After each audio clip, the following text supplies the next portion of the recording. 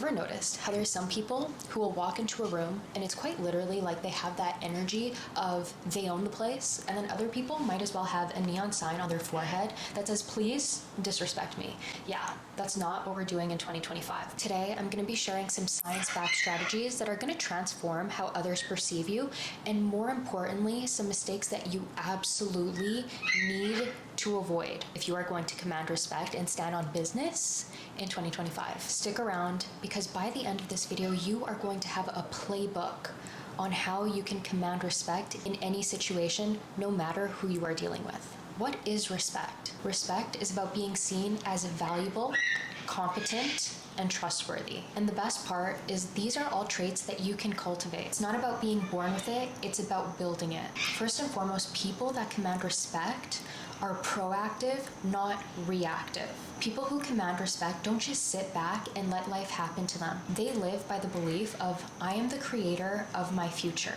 I am not a victim to what happens to me, and I decide what happens next. Because nothing kills respect faster than having a constant victim mentality. We all know a person who is like this. They are constantly surrounded by problems, and it is never their fault. It is always the government's fault. It's always their parents' fault, their partner's fault. At some point, you have to decide that you love yourself enough to refuse victimhood. Whatever you aren't changing, you are actively choosing. I said what I said. Next is the reciprocity rule. People will naturally reflect back to you what you give out. If you are kind and respectful, most people are going to reciprocate that. Most, not all. But, and this is a big but, do not overdo it. If you are throwing your kindness, your compassion, and your empathy at people who have not earned it from you, that screams desperation, low self-esteem, and at worst, a very severe anxious attachment style. And that is what repels what is healthy and attracts what is toxic and predatory. Understand that an obsession with being liked by others is a weakness. People respect those who respect themselves. How are you going to be bending over backwards for someone's respect who you just met 2 seconds ago? Understand that if you are 25, 35, or 45 years old, the message that you are actually sending to a person when you do this is, wow, they're willing to throw away the respect that they have for a person they've known for 25, 35, 45 years for someone they've just met. That's not respectable. That's not loyal. You have to be loyal to yourself, because it is ultimately the attitude that you have about yourself that another person is going to adopt. Here's the golden rule that you can follow. Invest in people based on how much they invest in you. That is reciprocity.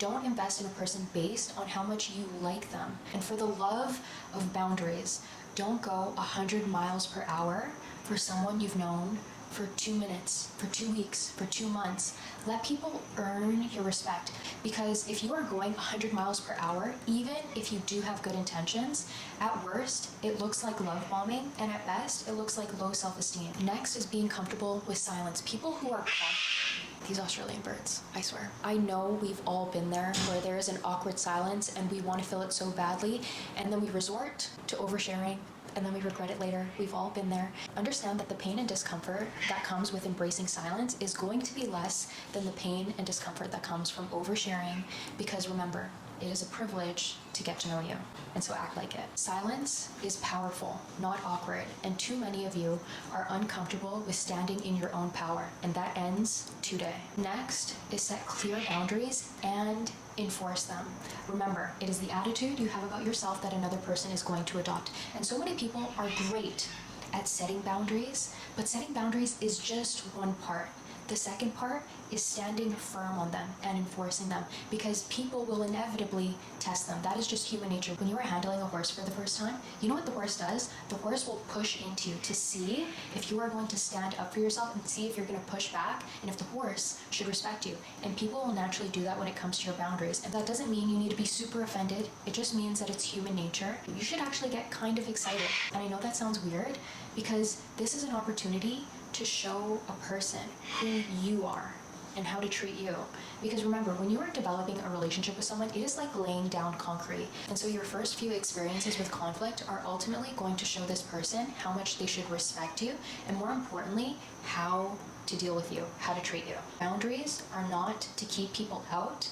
Boundaries are to keep the right people in your life. Next is the power of eye contact. Nothing is more off-putting than when you're having a conversation with someone and it's like they can't even make eye contact with you, like they're constantly looking away. Now, this doesn't mean you're in a full-on stare-off, like this is the Wild West showdown. It just means that when you're having a conversation with someone, when you keep strong eye contact, meaning 60 to 70% of your conversation should have eye contact, that is showing that you are confident, that you respect yourself, and also that you respect them.